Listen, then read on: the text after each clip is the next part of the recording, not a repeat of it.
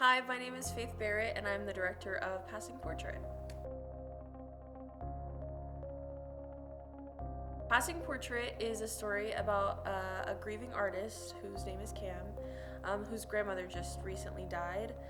She decides to paint a memorial portrait for her grandmother, but in turn neglects a lot of her interpersonal relationships. So the main kind of theme is like grief or like the denial thereof, which I feel like isn't explored that often. So the casting process was amazing. It was so fun. I feel like we got the exact people that were meant to tell the story. And it was so beautiful and wonderful to learn how to work with actors and, get to know them. And I think it's so awesome with Radiance that we get to collaborate with like professional actors. I think that is one of the best parts about Radiance. And so it was a really great experience.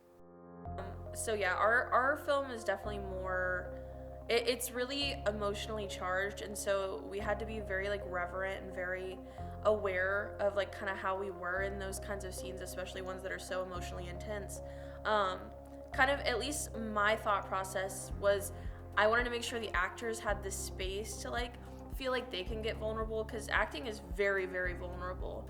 And so I wanted to make sure the crew all kind of knew like, hey, like when they come out of this scene, like they're gonna need a second, they're gonna need a second to not be in the headspace that they were just a second ago. And so it was actually a really special moment.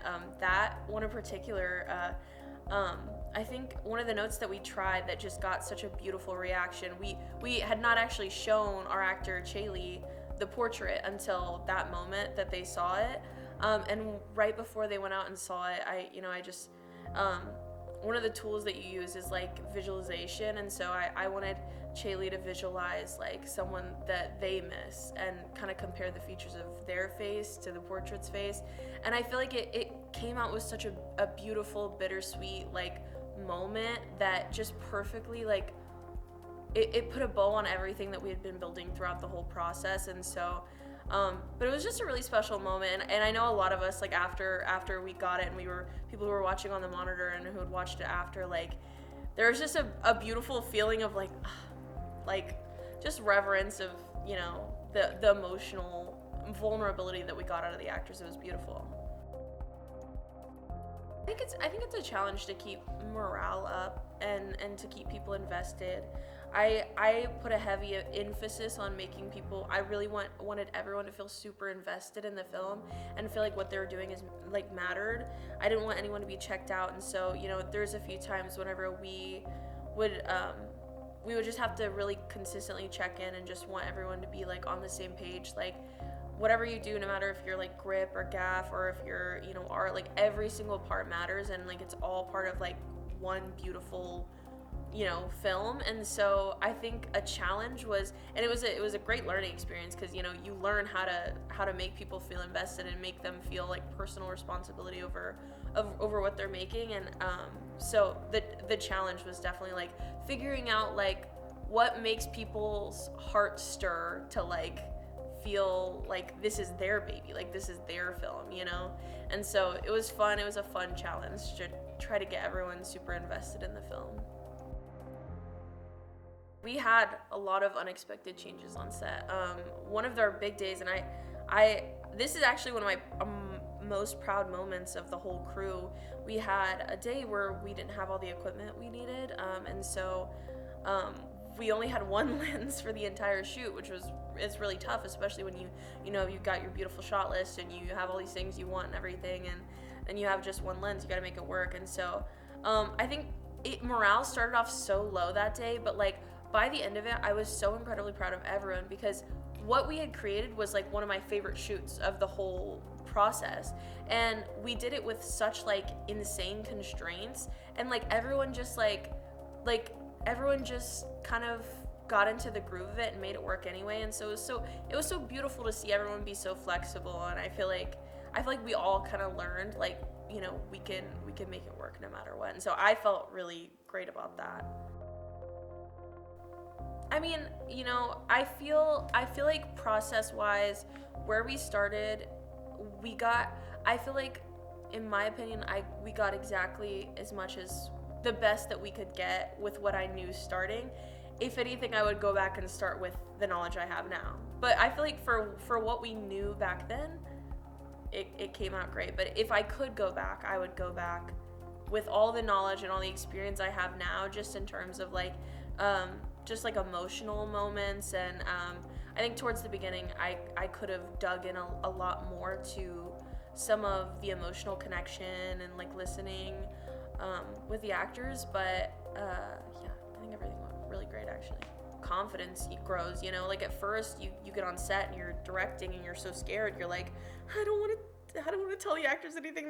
They know so much more than me. Like, you know, they're gonna laugh me off the stage and punch and kick me.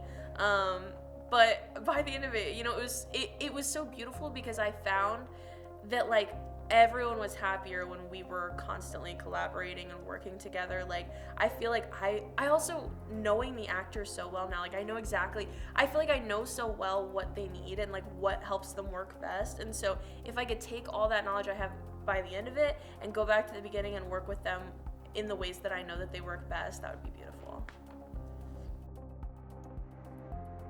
Okay, there is one shot, and this is from the scene that we had the constraints with, or yeah, there's one shot and it's in a studio and it's a very isolating shot. It's our main character Kim, and she's painting around all these like sketches, like these just like black and white sketches, and it's just a super isolating shot.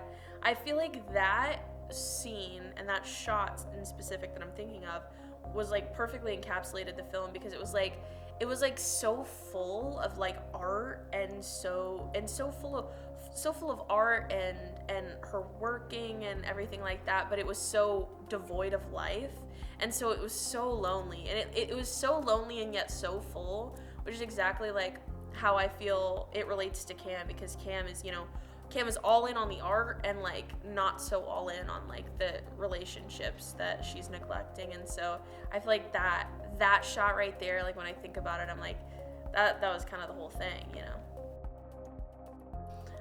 My approach to directing with the actors, it's very much listening. I try not to talk, and I love to talk, so it's kind of a bit of a problem. But it was a fun exercise in listening more than I talk, and so that's what I try to do. It was a lot of like really trying to understand like what's clicking, what's not clicking.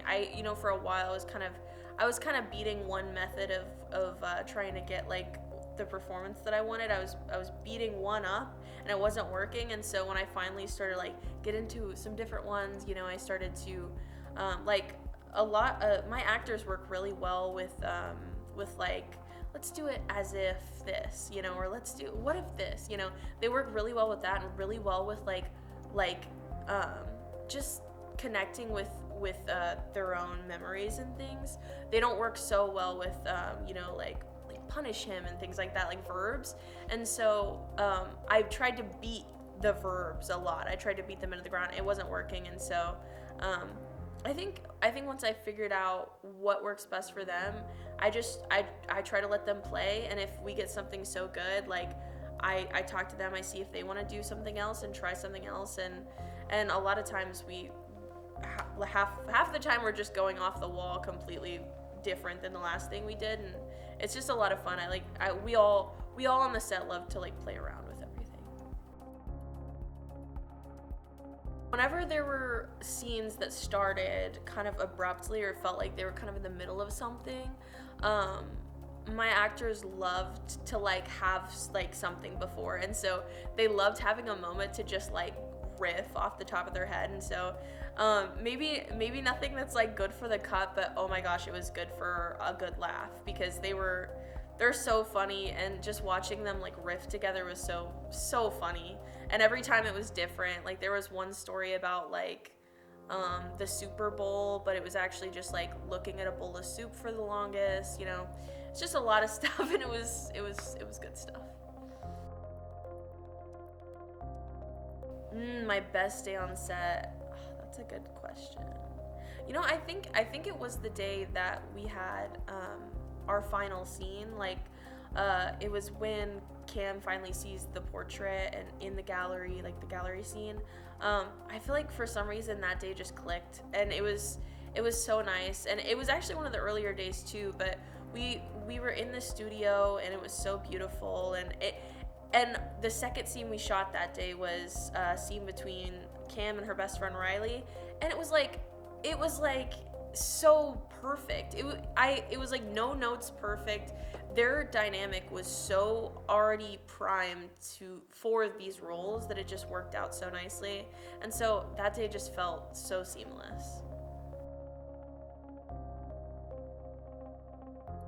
Oh, I think a good funny moment, but it actually wasn't funny at the time, but it's really funny now, was whenever so we had a cemetery scene, and it was maybe the coldest day maybe on Earth, like genuinely. And so our heaters weren't working at the cemetery, in like the little area that we had to ask the groundskeeper to let us into, and so we were all freezing and like wanting to cry, and it was horrible. And then we would basically like hop out of the car, do like 30 seconds of a shot. That's all we could handle before like my DP Ella's fingers went numb, and then we'd have to hop back in the shot. We didn't have any monitor, we didn't have anything. And so I think by the end of it, once it was all over, we were all just like deliriously giggly, and it was just so beautiful.